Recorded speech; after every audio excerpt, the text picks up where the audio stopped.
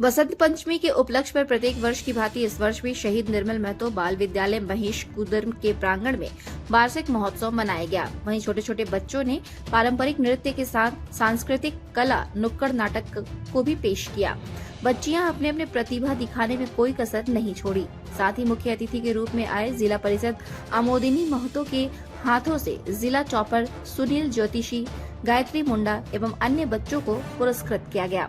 वहीं जिला परिषद आमोदिनी महतो ने बताया कि पढ़ाई के साथ साथ बच्चों को इस तरह की नृत्य एवं अलग अलग कला के जरिए प्रतिभाएं दिखानी जरूरी है। उसने बच्चों के स्किल और डेवलपमेंट भी होती है।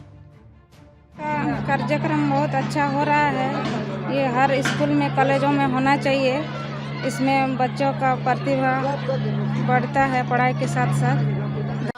टॉपर बच्चों का जो जिला टॉपर हुआ था, जो हमारे स्कूल से टॉपर हुए थे, टॉप 10 बच्चे को हम लोग बुलाए थे। जिस प्रकार ये सुनील ज्योतिषी है, इनका 96% था मैट्रिक बोर्ड में। और इसके साथ साथ बच्चों का जो प्रतिभा है उसको दिखाने के लिए, जैसा संगीत हुआ, संगीत के साथ साथ भाषण देने का कौशल, भाषण के साथ साथ जैसे कराटे का भी यहाँ पर प्रशिक्षण होता है, उसका भी यहाँ पर दर्शाया गया है।